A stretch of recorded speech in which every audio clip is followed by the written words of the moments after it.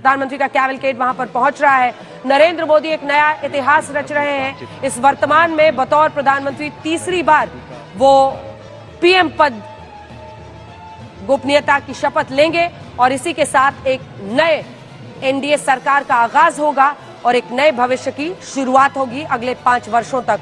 उन्होंने अपने जीत के बाद जो भाषण दिया था बीजेपी दफ्तर में, उन्होंने कहा था जहां कम वहां हम, यानी इस फॉर्मूले पर सबको चलना है कि जहां पर एक पार्टी कम हो वहां पर दूसरी पार्टी उस जगह को मजबूती से संभाले, मिलकर साथ चलना है। एनडीए के सहयोगी दलों को प्री पोल अलायंस में लाना नरेंद्र मोदी का सबसे बड़ा दाव था, जो कि सफल साबित हुआ। टीडीपी के साथ आंध्र प्रदेश में जाना, जिन्होंने 16 सांसद जीत कर लाए, उसी की वजह से ये सरकार बन रही है। 12 सांसद जेडीयू के आए, प्री पोल अलायंस में आना अच्छा साबित हुआ। 2 सीटें आरएलडी की जो कि मजबूत साबित हुई, 5 सीटें एलजेपी की, इन सबको साथ लाना, चिराग पासवान पर दम लगाना एक ऐसा मास्टर स्ट्रोक और सही फैसला साबित हुआ है जिसकी वजह से एक बार फिर एनडीए की सरकार बन रही है। अगर आप पूरी जो चुनावी प्रक्रिया है उसको देखें तो कई बार विपक्ष ने प्रश्न भी पूछे, लेकिन इसके बावजूद एक मजबूत विपक्ष भी इस देश की जनता ने इस बार दिया है। और जो कांग्रेस 52 पर सिमट गई थी 2019 में, वो इस बार 99 सीटों पर पहुंची है। समाजवादी पार्टी 37 सीटों पर पहुंची है। तो ये भी गवाही देता है कि बीजेपी ने इस बार ये तय किया, देश की जनता ने इस बार ये तय किया है कि उन्हें एनडीए की सरकार के साथ साथ एक मजबूत सरकार मिले। 2 बार बीजेपी के पूर्ण बहुमत के बाद एक बार फिर एनडीए की सरकार, नरेंद्र मोदी वहां पर पहुंच गए हैं। ये बड़ा दिन है और एक ऐसे व्यक्ति के लिए जिसने गुजरात में वडनगर जैसे जगह से शुरुआत की थी। इनके पूरे राजनीतिक सफर को आप देखिए, कई आरोप लगे, कई प्रश्न उठाए गए, लेकिन जनता ने साथ दिया और हर बार प्रधानमंत्री के तौर पर, मुख्यमंत्री के तौर पर नरेंद्र मोदी ने यही संदेश देश की जनता को दिया कि आपने मेरा साथ दिया, आपने मेरा सम्मान किया, आपने मुझे ये जगह दी और उसी से मेरा गर्व है।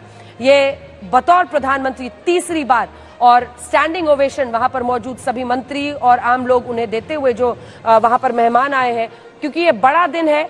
ये रिकॉर्ड वो बना रहे हैं जो शख्स 22 साल से जनता का समर्थन जीतता रहा, जो शख्स नतमस्तक होकर, सिर झुकाकर सभी मौजूद लोगों को, क्योंकि न सिर्फ गणमान्य व्यक्ति वहां पर आए हैं बल्कि इसी के साथ साथ जो आम लोग हैं, जो सफाई कर्मी हैं, उन सबको आज यहाँ पर शामिल किया गया है। और वरीयता के पूरे क्रम को अगर आप देखें तो प्रधानमंत्री नरेंद्र मोदी, उसके बाद राजनाथ सिंह, फिर अमित शाह, फिर नितिन गडकरी, फिर जेपी नड्डा, सभी इस क्रम में।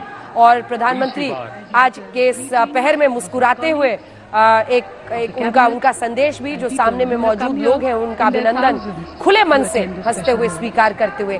ये बड़ा दिन है उनके जीवन में। 22 साल आप सोचिए, कोई सत्ता के शीर्ष पर है, चाहे वो गुजरात के मुख्यमंत्री के तौर पर हो या फिर देश के प्रधानमंत्री के तौर पर। आने वाले 5 साल एनडीए के गठबंधन की सरकार को उन्हें चलाना है। पीछे ललन सिंह दिख रहे हैं, ये फ्रेम भी जबरदस्त है क्योंकि राजनाथ सिंह से वो बात कर रहे हैं और पीछे ललन सिंह का चेहरा दिख रहा है, जेडीयू के वो मंत्री जिनका समर्थन जरूरी है, क्रूशियल है अगर एनडीए की सरकार चलनी है। चाहे वो जेडीयू हो, चाहे वो टीडीपी हो, उन सब के समर्थन की दरकार है। और प्रधानमंत्री एक एक करके जो सामने की कतार में लोग मौजूद हैं उनका अभिनंदन स्वीकार करते हुए, जेपी नड्डा के बाद शिवराज सिंह चौहान, उसके बाद निर्मला सीतारमण, उसके बाद एस जयशंकर।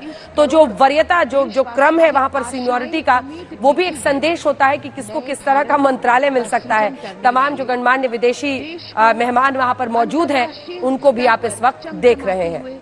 सितारे की तरह अंकित करने वाले माननीय प्रधानमंत्री जी कुछ ही देर में तीसरी बार शपथ। मुझे लगता है कि अब सबको इंतजार होगा महामहिम राष्ट्रपति द्रौपदी मुर्मू का, और जो पीएम की प्रशंसा वहां पर हुई है इस पर लगता है सभी तालियां बजा रहे हैं और पीएम अभिनंदन स्वीकार कर रहे हैं।